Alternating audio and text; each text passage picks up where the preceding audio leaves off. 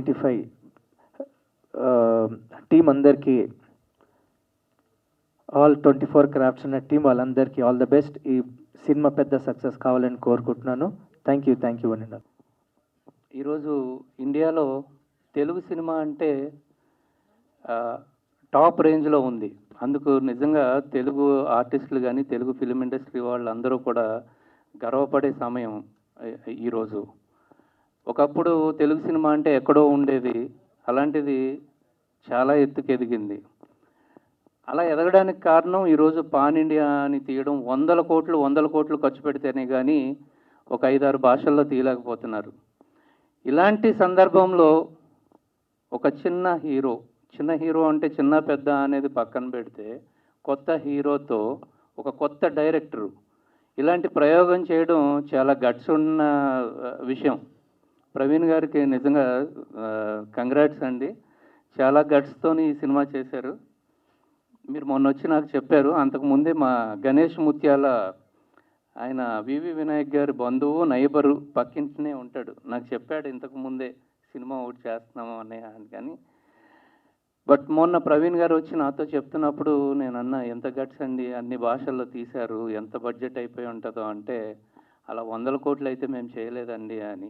ఇదొక ఎగ్జాంపుల్. ఇలాంటి సినిమాలు కనుక ఆడితే మాలాంటి వాళ్ళు ఇంకా ఎన్నో సినిమాలు చేయడానికి అవకాశం ఉంటుంది. ఈరోజు చాలామంది ప్రొడ్యూసర్స్కి సరైన కోఆపరేషన్ లేదు, అది ఇది అని అంటారు. మా ప్రసన్న కుమార్ గారు, మా అన్నయ్య, ఆయన ఈరోజు ఫిలిం ప్రొడ్యూసర్స్ కౌన్సిల్లో కూర్చుని ఆయన మొట్టమొదటిగా చూసేది చిన్న ప్రొడ్యూసర్స్కి ఎలా హెల్ప్ చేయాలనేది మాత్రమే చూసే వ్యక్తి ఆయన. సో ఇలాంటి వారి సహకారం తీసుకుని మీరు ఫైనాన్షియల్గా కనుక ఈ సినిమా నిలబడింది, మీరు ఖర్చు పెట్టినవి మొత్తం వచ్చినాయి అని అంటే, మీ వెనుక ఎంతోమంది పాన్ ఇండియా సినిమాలు తీయడానికి ముందుకు వస్తారండి. I wish you all the best team. Ganesh తర్వాత చాలా తగ్గినట్టు ఆల్ ద బెస్ట్ అండి. కానీ కళ్ళు తాగుతున్న టైంలో మీరు హానికరం అని రాయలేదు, అంటే దట్ ఈజ్ ఆయుర్వేదం. నిజంగా ఐఎమ్ వెరీ ప్రౌడ్ ఆఫ్, ఎందుకంటే మా కళ్ళు ఇది. మేము ఒక గౌడ జాతికి సంబంధించినటువంటి మేము ఒక వ్యక్తిని, మేము దీన్ని గర్వపడుతున్నాం. ఎందుకంటే ఇది హానికరం కాదు, ఇది యొక్క ఆయుర్వేదంగా నిజంగా ఇది ఆయుర్వేదం అని చెప్పుకోవడానికి 360 రోగాలను నయం చేసేటువంటి కళ్ళు. మీరు అందరూ బ్రహ్మాండంగా తాగండి, ఎవ్వరికి నిషేధం లేదు. చిన్న పిల్లల నుంచి పండు ముసలి వరకు దీన్ని తాగొచ్చు. ఇలాంటి సినిమా చూపించినందుకు మీకు నిజంగా మా జాతి రుణపడి ఉంటుంది. మా జాతి ఎల్లవేళ మీకు ప్రోత్సహిస్తుంది. 100% మీకు మేము కూడా కోఆపరేషన్ చేసి మా తెలంగాణ ఉన్నటువంటి గౌడ్లందరినీ ప్రోత్సహించమని చెప్తాం. దీనికి జిల్లాకు మేము చాటి చెప్తాం, మీ సినిమాలను అంటే ఆదరించమని చెప్తాం. ఇంతకుముందు కూడా బాలకృష్ణ గారు కూడా సినిమా తీశారు ఒకసారి, కళ్ళు కాంపౌండ్. ఆ కళ్ళు మీద ఒక పాట సాంగ్ పాడారు, దాన్ని మేమంతా సన్మానం చేసినాం అతనికి.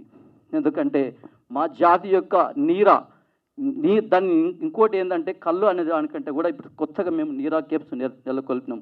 తెలంగాణ గవర్నమెంట్ వచ్చిన తర్వాత నీరా కేప్ను మేము నెక్లెస్ రోడ్లో పెట్టించినాం బ్రహ్మాండంగా. బెంజ్ కారులో ఇదే భరద్వాజ్ గారు చెప్పినట్టు మీ ఇక్కడ ఉన్న వాళ్ళంతా, నేను ఒకరోజు వస్తే టైం ఇస్తే కూడా మీ అందరిని తీసుకుపోయి నేను కూడా నీరా కేప్లో కేప్ దాపినట్టు కళ్ళుని కూడా దాపిస్తా. ఎందుకంటే ఒక దగ్గర కేప్ షాప్కి వెళ్ళి మీరు ఎట్లా తాగుతారో మా నీరాను కూడా మేము అట్లా దాపగలుగుతాం. ఎందుకంటే సగర్వంగా చెప్పగలుగుతున్నాం, మేము తెలంగాణ గవర్నమెంట్ వచ్చిన తర్వాత నీరా కేప్ని ఏర్పాటు చేసినామని చెప్పడానికి గర్విస్తున్నాం. ఏ రోజైనా కానీ కళ్ళు తాగాలంటే నామూషిగా ఫీల్ అయ్యేవాళ్ళు. మీరు 1995 చూపించారంటే 1995లో కళ్ళు తాగే వాళ్ళు దొంగతనం అనేది కళ్ళు తాగేటోళ్ళు. ఇప్పుడు మేమేం చెప్తున్నాం, హైదరాబాద్ నడి బొడ్డు మీద నీరా కేప్ నెలకొల్పినాం. మీరు అందరు పోయి బ్రహ్మాండంగా తాగిరండి. అందరూ ఎక్కడ దొంగతనం లేదు. ఇది అందరు చెప్పి నేను అందరూ మెచ్చుకునే విధంగా మీ అన్నీ. ఇంకోటి నీరా కేపులో అంటే మూలికలు ఉంటాయి, ఇక్కడ మూలికలు ఉన్నాడు. ఈ ఆయుర్వేదం మీద చేసినందుకు మేము కూడా ధన్యులం, మా జాతి ధన్యం ముందు. ఎందుకంటే దీంట్లో బాగా మీకు ఏంటంటే ఈ యొక్క జాతిని వెలికి తీసి వారి యొక్క వృత్తిని మీరు బాగా చూపించడానికి కోరుకుంటున్నాం. కానీ దాంట్లో మాత్రం ఎలాంటి భంగం కలిగించే విధంగా చూడండి, అదే చూడకండి. దాన్ని మాత్రం మేము కొంత ఇలాంటిది ఉండేమని ఉంటే కట్ చేసుకోండి. Not only Telangana, overall India Gouds గురించి మాట్లాడుతున్నాను నేను. ఓవరాల్ ఇండియా గురించి మీరు కష్టపడ్డది 3 రాష్ట్రాలలో కష్టపడ్డదని నాకు తెలుసు. మా మిత్రుడు కూడా చెప్పిండు ఆల్రెడీ, మా అన్న మీరు అందరూ బాగుండాలి, ఈ సినిమా బాగా హిట్ కావాలి. మీరు చాలా ఇంప్రెస్ అయ్యాను. I wish all the team members to have a great success. నాకు సినిమాల గురించి ప్రస్తుతం అంటే ఇదివరకుట్లో అనుభవం ఉండేది కానీ ప్రస్తుతం టచ్ లేదు. బట్ నాకు అందరూ కావాల్సిన వాళ్ళు చాలా కష్టపడి చేశారు. దీని వెనకాల నాకు కష్టం నాకు తెలుసు. I wish them all the success, a great success for this movie. Thank you. ఇందాక భరద్వాజ్ గారు చెప్పినట్టుగా ఎక్కడో దుక్కున కొంతమందికి కనెక్షన్ ఉంటుందండి, అవినాభావ సంబంధం. అలాగే నాకు ఈ కళ్ళుతో అవినాభావ సంబంధం ఉంది. మా పూర్వీకులందరూ కూడా కళ్ళు కాంపౌండ్లో పనిచేసి కళ్ళు గీసి గీతగాళ్ళుగా పనిచేసి గీతగాళ్ళుగా వచ్చిన వాళ్ళే మా తాతలు కానీ మా పెదనాన్నలు చిన్నాన్నలు మా ముత్తాతలు అందరూ కూడానండి. అయితే మా నాన్నగారు డాక్టర్ అయ్యారు. డాక్టర్ అయ్యి అక్కడి నుంచి నన్ను ఏదో డైరెక్టర్ని చేశారు ఆయన. మేము ఇలా వచ్చేసాం మేమండి. సో ఆ విధంగా మాకు కూడా అవినాభావ సంబంధం ఉందండి నాకు కళ్ళుతోటి. ఇకపోతే ఒకరోజు నా మిత్రులు సౌరి గారు డైలాగ్ రచయిత, ఆయన ఫోన్ చేసి ఇట్లాగా మిమ్మల్ని కలవాలి నేను ఒకసారి అన్నారు. కలవంట రండి సార్ అని టైం తీసుకున్నారు, వచ్చారు. వారితో పాటు వీరు వచ్చారు, ప్రవీణ్ గారు వచ్చి కూర్చొని, సార్ ఈయన ప్రవీణ్ గారు అండి ఎల్ఐసిలో వర్క్ చేస్తున్నారు. ఎల్ఐసి కదండి, ఎల్ఐసిలో వర్క్ చేస్తున్నారు.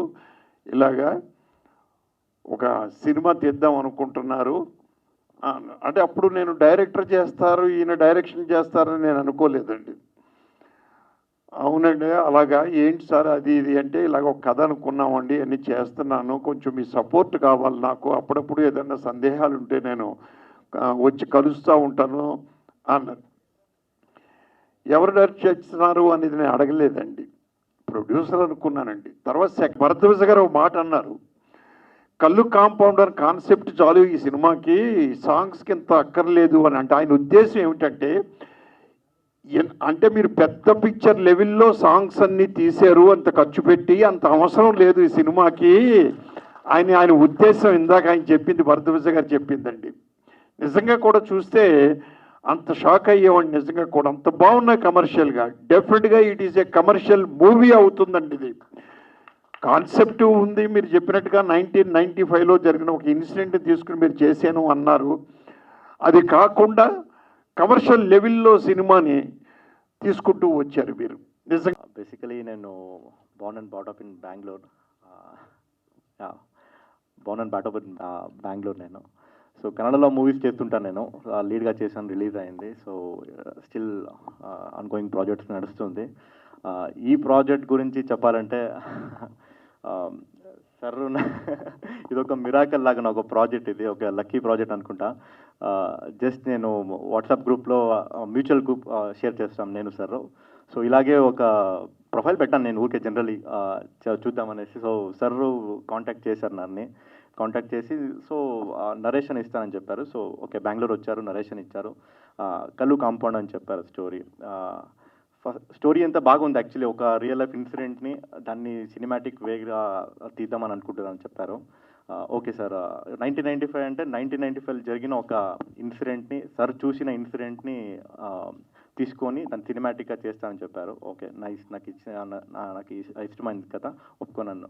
సో అంటే ఇక బ్లైండ్గా నన్ను నమ్మేశారు యాక్చువల్లీ. నన్ను ఏం ఆడిషన్ కూడా తీసుకోలేనని, అదొక కాన్ఫిడెన్స్ పెట్టారు నా మీద, ఒక ట్రస్ట్ చాలా నమ్మారు నన్ను. హోప్ నేను దాన్ని జస్టిఫై చేశాను, నా బెస్ట్ అవుట్పుట్ నేను ఇచ్చాను. అండ్ ద పోర్షన్ ఆల్మోస్ట్ బేటూలోనే మనకి 75 to 80% అక్కడ షూట్ చేసాం టాకీ పోర్షన్. అక్కడ పొలిటికల్ పీపుల్స్ కానీ చాలా సపోర్ట్ చేస్తారు మనకి, లొకేషన్స్ కానీ అక్కడ అంబియన్స్ మన కథకి ఏం యాప్ట్ అయ్యవచ్చు ఆ లొకేషన్స్ కానీ అక్కడ పర్ఫెక్ట్గా ఉండింది బేతుల్ లొకేషన్స్లో. అక్కడ పొలిటికల్ పైపు ఎవరు యుకి శుక్లా సార్ అందరూ బాగా సపోర్ట్ చేశారు. అండ్ మన డైరెక్షన్ డిపార్ట్మెంట్ గురించి చెప్పాలంటే అందరూ మల్టీ టాస్కింగ్ ఇక్కడ డెడికేటెడ్గా పనిచేశారు, ప్యాషనెట్గా. యాక్చువల్గా పటేల్ పట్వారి తెలంగాణ, ఆంధ్రప్రదేశ్లో మున్సబ్ కరణం వ్యవస్థ ఉండేది. ఆ రోజుల్లో పటేల్ పట్వారి మున్సబ్ కరణం అంటే కేవలం అగ్రవర్ణాల చేతుల్లో తప్పితే బలహీన వర్గాలు కానీ ఎస్సీ ఎస్టీలు కానీ ఎవరి చేతిలో అధికారం లేకుండా వాళ్ళ చేతిలో అధికారం ఉండే పరిస్థితి ఉన్నప్పుడు ఆ పటేల్ పట్వారి మున్సబ్ కరణం వ్యవస్థని రద్దు చేసింది ది గ్రేట్ ఎన్టీ రామారావు. ఆయన సొంత మేనమామ బావమరిది కూడా మునసబుగా జీవితకాలం వాళ్ళ వంశపారంపర్యంగా ఉండే పరిస్థితిలో ఉన్నా కూడా సొంత కుటుంబం కోసం కాదు, ప్రజల కోసం చెయ్యాలి అని చెప్పి ఆయన రద్దు చేశారు. రద్దు చేసిన రోజున ఆయన చంపేస్తామని చెప్పి థ్రెట్ వచ్చినా కూడా చావటానికైనా రెడీ. నాకు బడుగు బలహీన వర్గాలు, ఎస్సీ ఎస్టీ బీసీలు మైనారిటీలు వాళ్ళు రాజ్యాధికారానికి రావాలి, వాళ్ళు వచ్చినప్పుడే రాజ్యం పర్ఫెక్ట్గా ఉంటుందని ఒక చిన్న స్థాయి జడ్పీటీసీ నుంచి తీసుకుని దేవేంద్ర గౌడ్ గారిని హోమ్ మినిస్టర్ని చేశాడు ఆయన. సో అలాగే ఒక్క సెంటు నేల కూడా హైదరాబాదులో ఆయన ప్రభుత్వం నుంచి తీసుకోకుండా ఆయన సొంతంగా కొనుక్కుని సొంతంగా స్టూడియో పెట్టి సొంతంగా సినిమా చేస్తూ ఇక్కడ ఉండే వాళ్ళందరికీ కూడా ఎంప్లాయ్మెంటు. ఒక ఫైట్ సీక్వెన్స్ కావాల్సి వస్తే సంగారెడ్డి కల్లు కాంపౌండ్ ప్రభు గౌడ్ ఆయన మాస్టర్ని పిలవండి అని చెప్పేవాడు. అలాగే అక్కడ కళ్ళు తాగే వాళ్ళందరినీ ఫైటర్స్గా రమ్మనమని చెప్పేవారు. అలా ప్రభు గౌడ్ గారిని ఫైట్ మాస్టర్గా, అక్కడ కళ్ళు తాగే వాళ్ళని ఫైటర్స్గా, అలాగే ముక్కురాజు గారు డాన్సర్స్గా అట్లా చూసుకుంటా ఇక్కడ తెలంగాణలో ఉన్న మ్యాక్సిమం ఎంప్లాయ్మెంటు సినిమా ఫీల్డ్కి ఇచ్చేసింది ది గ్రేట్ ఎన్టీ రామారావు. అలాగే ఆ తర్వాత ప్రభు గౌడ్ గారి తమ్ముడిని శ్రీనివాస్ గౌడ్ గారిని మెదక్ జడ్పీ చైర్మన్ చేశారు ఆయన. సో అట్టా ఎన్టీ రామారావు తీసుకురాబడిన వ్యవస్థ నుంచినే ఇవాళ ఇంతమంది పదవుల్లోకి వచ్చి ఇంతమంది ముందుకెళ్ళే పరిస్థితిలో అలా జరిగింది. సో కళ్ళు కాంపౌండ్ అనేది అంత ఫేమస్. ఇప్పుడు మనకు తమ్మారెడ్డి భరద్వాజ్ గారు చెప్పారు మా కళ్ళు కాంపౌండ్ అని చెప్పి, మా చిట్టిబాబు గారు చెప్పారు అక్కడ కళ్ళు కాంపౌండ్ అని, రాజబాబు గారు చెప్పారు. చివరికి రాజబాబు గారు ఎంతో గొప్ప నటులయ్యి ఎంతో రేంజ్కి వెళ్ళిపోయినా కూడా చివరికి ఆయన శివైక్యం చెందింది ఇక్కడ నాగార్జున నగర్ కళ్ళు కాంపౌండ్ పక్కనే ఆయన శివైక్యం చెందటం జరిగింది. హైదరాబాద్లోనే ఆయన శివైక్యం చెందటం జరిగింది. సో అలా కళ్ళు కాంపౌండ్ ప్రతి ఒక్కరికి కామన్ ఫ్యాక్టర్. ప్రతి పల్లెటూరు నుంచి ఎక్కడ దాకా చూసుకున్నా కూడా కళ్ళు కాంపౌండ్ అనేది చాలా ఫేమస్. ఈవెన్ మనకి సుమన్ తల్వార్ గారు ఆయన కూడా గౌడ్లోకి వస్తారు. అలాగే మన కన్నడ రాజ్ కుమార్ గారు వాళ్ళ ఫ్యామిలీ కూడా ఈడిగా అంటే దాదాపు వాళ్ళు కూడా గౌడ్లోకే వస్తారు. సో అట్టా గౌడ్ కమ్యూనిటీ పరంగా చూసుకుంటే కళ్ళు కాంపౌండ్ ఒక్క గౌడ్ కమ్యూనిటీ అని కాదు, అన్ని కమ్యూనిటీస్కి కూడా లింకుల్లో ఉంటుంది. ఇప్పుడు నాకు రైటర్ రామారావు గారి ద్వారా పరిచయం. మ్యూజిక్ చాలామంది చాలా షార్ట్ ఫిల్మ్ చేస్తున్నాను కాబట్టి ఆయన చెప్పింది ఒకటే మాట్లాడినా ఏమంటే ప్రవీణ్ గారు మీకు నచ్చే వరకు చేస్తా, మీకు నచ్చే వరకు ఎన్ని చూళ్ళైనా కానీ చేస్తున్నాను. అలాగే మాట నిలుపుకున్నారు. ఈరోజు ఇంతమంది సాంగ్స్ బాగున్నాయని చెప్పడానికి కారణం శ్రీనివాస్ గారు చాలా కష్టపడ్డారు. Thank you very much sir. ఒక్క 2 నిమిషాలు మాట. నేను ఒక 2 ట్యూన్లు ఇచ్చాను. ఇచ్చిన తర్వాత ఆయన అన్నారు లేదు ఇలా కాదు అన్నారు. సరే రండి ఇంటికి రండి అన్నాను. వచ్చారు. ఆయనకి ఏం కావాలన్నది నాకు అర్థమైపోయింది. దాని తర్వాత ఆయన తగినట్టు ఆయనకి ఏం కావాలో అనేది చేసి ఇచ్చేశాను నేను. దాని తర్వాత ఒకటే అన్నారు ఎలా క్వాలిటీ వస్తుంది అని అడిగారు. మీరు క్వాలిటీ గురించి మీరు భయపడకండి, నన్ను నమ్మండి అన్న. అదేలాగా నేను అలా చేసి ఇచ్చాను. 1995 అనే సినిమా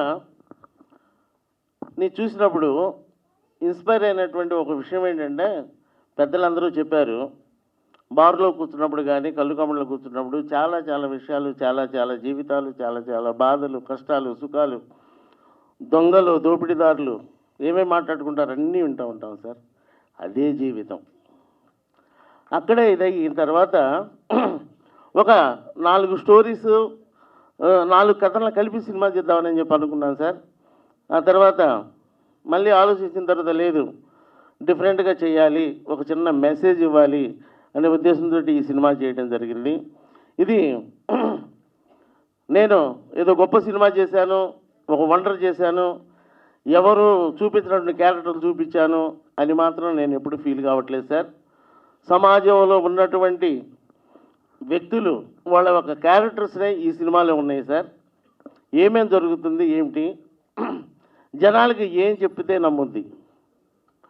మదర్ ప్రామిస్గా చెప్తున్నాను సార్. ఈ రోజున సినిమా అయిపోయి చాలా మంచిగా ఉందని చెప్పి స్టూడియోస్లో అక్కడ ఇక్కడ అంతమంది చూసినప్పటికీ కూడా నేను ఈ రోజున మీ అందరి ముందు ప్రేక్షక దేవుళ్ళ ముందు ఒక 10th క్లాస్ ఎగ్జామ్ రాసినటువంటి స్టూడెంట్ లాగానే ఉన్నాను sir, waiting for the result.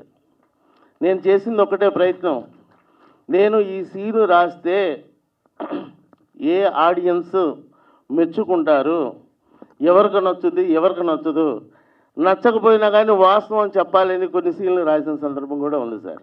అంతకుమించి నేను ఏదో గొప్పగా సినిమా చేశాను అని నేను ఫీల్ అవ్వట్లేదు. జనాలకు నచ్చే సినిమా తీయడం కోసం ప్రయత్నించాం, చాలా ఘోరంగా ప్రయత్నించాం, సినిమా చేశాము. ఇక దేవుడి ఆశీర్వాదం కోసం, ప్రేక్షక దేవుళ్ళ ఆశీర్వాదం కోసం, వాళ్ళ పాస్ మార్కుల కోసం ఎదురు చూస్తూ ఉన్నాము. దీనికి మీడియా మిత్రులందరూ కూడా సహకరించి ప్రమోట్ చేయవలసిందిగా పెద్దలు అందరూ ఆశీర్వాదాలు మాకు ఇచ్చారు సార్. ఈ సినిమా గురించి నేను చెప్పదలుచుకున్నది అదే. Thank you very much.